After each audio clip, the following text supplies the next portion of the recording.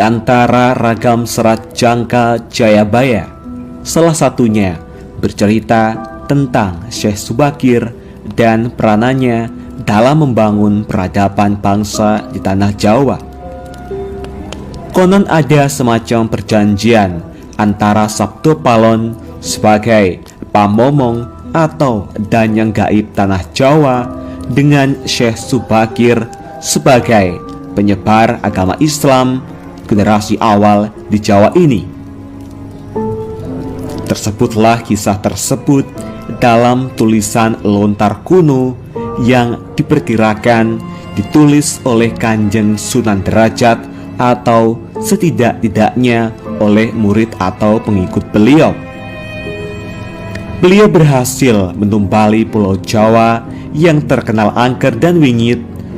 Beliau juga berhasil bernegosiasi dengan Danyang Jawa, sang penunggu gaib tanah Jawa, untuk menyebarkan Islam di Jawa dengan beberapa syarat.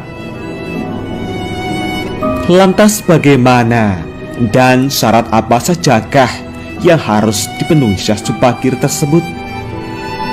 Mari kita simak ulasan selengkapnya hanya di Alikul Channel. Jangan lupa like, komen, share, dan subscribe. Nyalakan lonceng notifikasi untuk mendapat informasi terbaru, karena semua ini gratis.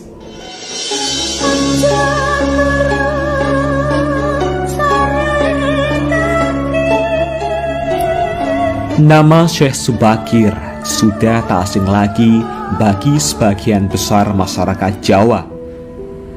Beliau merupakan generasi pertama Wali Songo yang dikenal sebagai orang yang berhasil menumbali Pulau Jawa yang terkenal angker dan wingit. Beliau juga berhasil bernegosiasi dengan Danyang Jawa, sang pelindung gaib tanah Jawa, untuk menyebarkan Islam di Jawa dengan beberapa syarat. Di dalam kitab Musarar diceritakan bahwa pada masa dahulu Pulau Jawa terkenal sangat angker dan kondisinya tak karuan.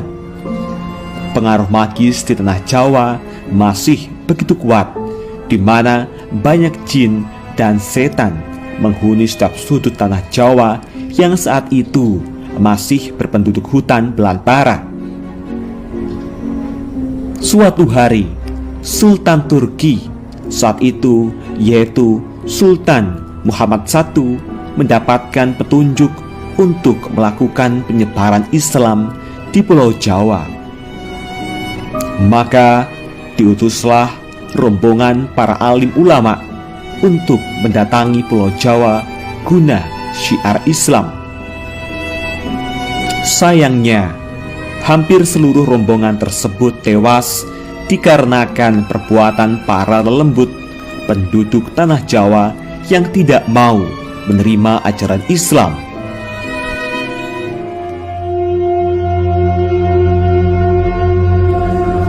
Mendengar kegagalan utusan yang dikirimnya membuat Sultan Muhammad I sedikit gusar. Akhirnya ia pun memerintahkan seorang yang terkenal alim, ahli ruqyah, memiliki kemampuan untuk berinteraksi dengan dunia gaib, serta memiliki keahlian dalam membabat tanah yang angker. Dialah Syekh Subakir, yang memiliki nama asli Syekh Tambuh Ali bin Syekh Bahir, lelaki yang berasal dari tanah Persia atau yang sekarang lebih dikenal dengan negara Iran. Setelah mendapat perintah Sultan, Syekh Subakir langsung berlayar ke Pulau Jawa. Namun sebelum sampai ke Pulau Jawa, beliau terlebih dahulu mampir ke Praja Keling, sebuah daerah yang diduga terletak di India, untuk mengajak penduduk di Praja Keling agar mau menempati Pulau Jawa. Sekitar 20.000 penduduk Praja Keling turut serta dalam pelayaran Syekh Subakir menuju Pulau Jawa. Sesampainya di Pulau Jawa, Syekh Subakir langsung menuju ke Gunung Tidar yang diyakini sebagai titik pusat dari tanah Jawa. Di puncak Gunung Tidar, Syekh Subakir memasang tumbal berupa batu hitam yang sudah dirajah. Batu tersebut dikenal dengan nama Aji Kolocokro yang mampu menetralisir daya magis negatif dari bangsa jin. Selama 3 hari 3 malam, batu tersebut mengeluarkan hawa yang sangat panas, sehingga membuat para lelembut terpaksa menyingkir ke laut selatan Jawa. Kegegeran di dunia gaib pun mengusik ketenangan Ki Semar Bodronoyo, sang danyang tanah Jawa, yang selama ribuan tahun khusyuk bertapa. Selanjutnya terjadilah adu kekuatan antara Syekh Subakir dengan Ki Semar selama 40 hari 40 malam. Sebab sama-sama kuatnya, akhirnya Ki Semar menawarkan sebuah perundingan kepada Syekh Subakir, yang mana menghasilkan sebuah perjanjian yang terkenal dengan sebutan Perjanjian Sabdo Palon. Syekh Subakir menyampaikan maksud kedatangan beliau ke tanah Jawa guna menyebarkan ajaran Islam, agama yang dibawa oleh Nabi Muhammad sebagai pamungkas agama Samawi. Kemudian Ki Semar pun memperbolehkan Syekh Subakir untuk menyebarkan agama Islam di tanah yang ia lindungi. Berikut dialog Sabdo Palon dengan Syekh Subakir yang terjadi di atas Gunung Tidar, Magelang. Dialog penulis turunkan adalah dialog versi imajiner yang penulis olah dari hikayat tersebut dengan bahasa penulis sendiri.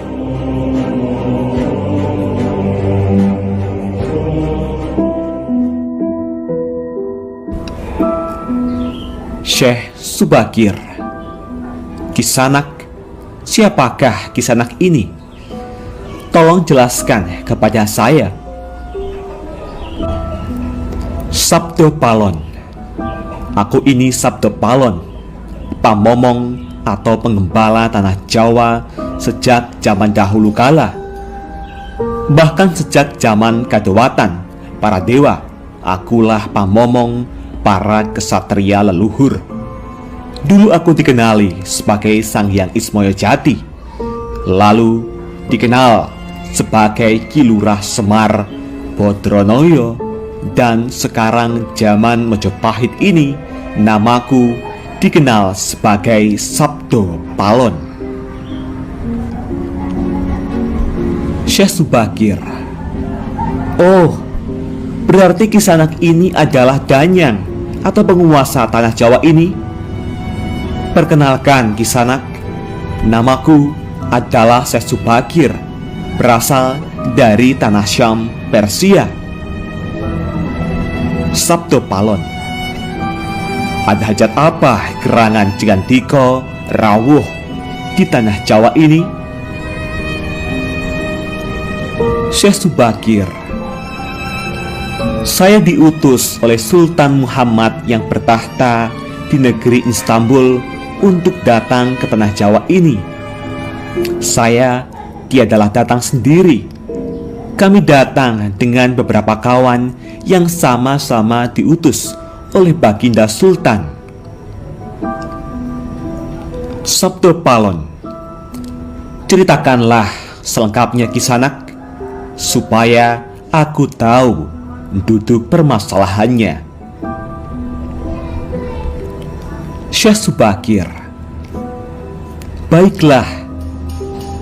Pada suatu malam, Baginda Sultan Muhammad bermimpi menerima wisik atau ilham, wisik dari Yang Akarya Jagat, Gusti Allah, Zat yang Maha Suci lagi Maha Luhur. Diperintahkan untuk mengutus beberapa orang alim ke tanah Jawa ini. Yang dimaksud orang alim ini adalah sebangsa pendeta, brahmana, dan resi di tanah Hindu. Pada bahasa kami disebut ulama. Sabdo Palon. Jadi Cingendiko ini termasuk ulama itu tadi? Syekh Subakir. Ya, saya salah satu dari utusan yang dikirim baginda Sultan. Adapun tujuan kami dikirim kemari adalah untuk menyebarkan pewaras suci atau ajaran suci amedar agama suci, yaitu Islam. Sabdo Palon. Bukankah Kisanak tahu bahwa di tanah Jawa ini sudah ada agama yang berkembang, yaitu Hindu dan Buddha, yang berasal dari tanah Hindu? Buat apa lagi Kisanak menambah dengan agama yang baru lagi? Syekh Subakir. Biarkan Kawula Dasih yang memilih keyakinannya sendiri. Bukankah Kisanak sendiri sebagai danyangnya tanah Jawa lebih paham bahwa sebelum agama Hindu dan Buddha masuk ke Jawa ini, di sini pun sudah ada kapitayan atau kepercayaan? Kapitayan atau ajaran asli tanah Jawa yang berupa ajaran Budi? Sabdo Palon. Ya, rupanya Kisanak sudah menyelidiki Kawula Jawa di sini. Memang di sini sejak zaman sebelum ada agama Hindu dan Buddha sudah ada kapitayan asli.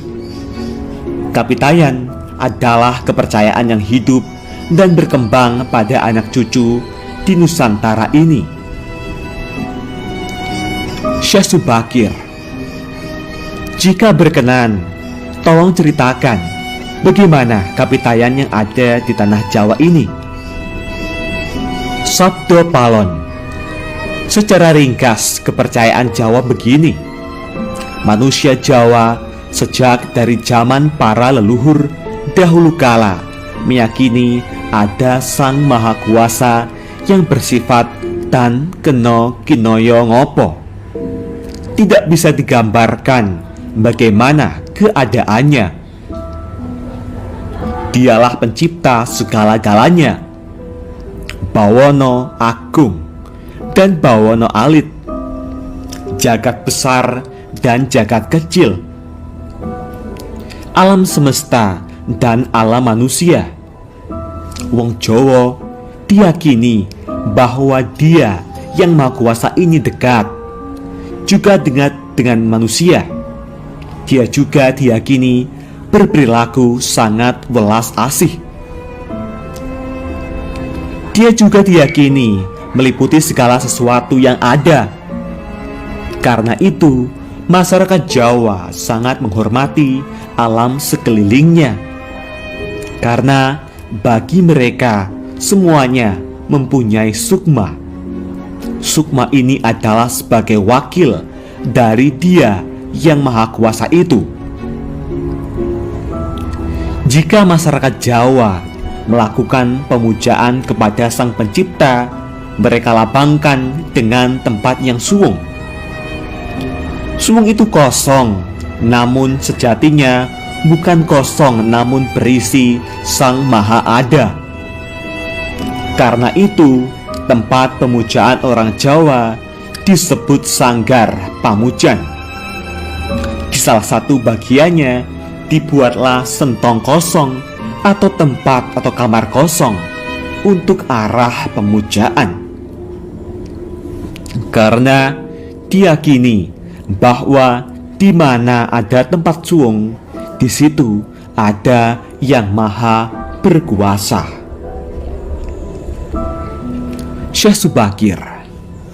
Nah, itulah juga yang menjadi ajaran agama yang kami bawa, untuk memberi ageman, pegangan atau pakaian yang menegaskan itu semua, bahwa sejatinya di balik semua yang wujud ini ada Sang Wujud Tunggal yang menjadi pencipta, pengatur, dan pengayom alam semesta. Wujud tunggal ini dalam bahasa Arab disebut Al-Ahad, di mana Maha dekat kepada manusia. Bahkan lebih dekat Dia daripada urat leher manusianya sendiri. Ajaran agama kami menekankan budi pekerti yang agung, yaitu menebarkan welas asih kepada alam gumebyar, kepada sesama titah atau makhluk. Lihatlah Sang Danyang, betapa sudah rusaknya tatanan masyarakat Majapahit sekarang. Bekas-bekas perang saudara masih membara. Rakyat kelaparan, perampokan, dan penindasan ada di mana-mana. Ini harus diperbaharui budi pekertinya. Sabto Palon. Aku juga sedih sebenarnya memikirkan rakyatku. Tatanan sudah bubrah. Para pejabat negara sudah lupa akan dharmanya. Mereka saling sikut untuk merebutkan jabatan dan kemewahan duniawi. Para pandito juga sudah tak mampu berbuat banyak. Orang kecil salang tunjang bersusah payah mencari pepangan. Zaman benar-benar zaman edan. Syekh Subakir. Karena itulah mungkin Sang Mahajawata Agung menyuruh Sultan Muhammad Turki untuk mengutus kami ke sini. Jadi, wahai Sang Danyang Tanah Jawa, izinkanlah kami menebarkan wewarah suci ini di wewengkon atau di wilayah kekuasaanmu ini. Sabto Palon. Baiklah jika begitu, tapi dengan syarat-syarat yang harus kalian patuhi. Syekh Subakir. Apa syaratnya itu, wahai Sang Danyang Tanah Jawa? Sabto Palon. Pertama, jangan ada pemaksaan agama, dharma, atau kepercayaan. Kedua, jika hendak membuat bangunan tempat pemujaan atau ibadah, buatlah yang wangun bangunan, luarnya tampak cakrak atau gaya Hindu Jawa, walau isinya dalamannya Islam. Ketiga, jika mendirikan kerajaan Islam, maka ratu yang pertama harus dari anak campuran. Maksud campuran adalah jika bapaknya Hindu, maka ibunya Islam. Jika bapaknya Islam, maka ibunya harus Hindu. Keempat, jangan jadikan wong Jawa berubah menjadi orang Arab atau Parsi. Biarkan mereka tetap menjadi orang Jawa dengan kebudayaan Jawa, walau agamanya Islam. Karena agama setahu saya adalah dharma, yaitu lelaku hidup atau budi pekerti. Hati-hati jika sampai orang Jawa hilang Jawanya, hilang kepribadiannya, hilang budi pekerti yang adiluhung, maka aku akan datang lagi. Ingat itu, 500 tahun lagi, jika syarat-syarat ini kau abaikan, aku akan muncul membuat goro-goro. Syekh Subakir. Baiklah, syarat pertama sampai keempat aku setujui. Namun khusus syarat keempat, betapapun aku dengan kawan-kawanku akan tetap menghormati dan melestarikan budaya Jawa yang adiluhung ini. Namun Jika suatu saat kelak karena perkembangan zaman dan ada perubahan, maka tentu itu bukan dalam kuasaku lagi. Biarlah Gusti Kang Akarya Jagat yang menentukannya.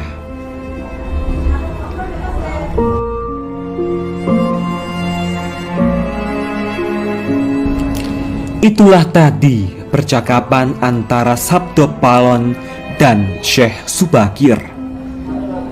Memang susah untuk mengetahui keadaan, asal-usul, atau gambaran kondisi sebuah masyarakat nun jauh ke masa lalu. Semakin jauh masa itu, semakin gelap gambarannya. Namun, upaya-upaya ahli sejarah dan lainnya untuk menguaknya patut dihargai. Paling tidak ada sedikit gambaran yang mungkin bisa kita lihat, meski tidak sebenarnya benar 100%. Bahwa kata Jawa itu bisa diartikan gemati, perhatian, menghargai, menyayangi. Jadi siapapun mereka bisa melakukan itu semua di Pulau Jawa ini akan menjadi leluhur Jawa, entah dia dari belahan dunia manapun. Itulah tadi bunyi perjanjian Sabdo Palon dengan Syekh Subakir. Semoga gambaran kisah yang nun jauh di masa lalu ini bisa dijadikan sebuah mawas diri, dan jangan sepenuhnya kisah ini ditelan mentah-mentah dan selalu ambil sisi positifnya. Bagaimana tanggapan Anda semua mengenai asal-usul penyebaran agama Islam di tanah Jawa ini? Apakah Anda mempercayainya? Tulis komentar Anda di kolom komentar. Jangan lupa like, komen, dan subscribe. Jangan lupa bagikan informasi ini. Semoga bermanfaat. Nantikan video terbaru selanjutnya hanya di Alikul Channel. Terima kasih.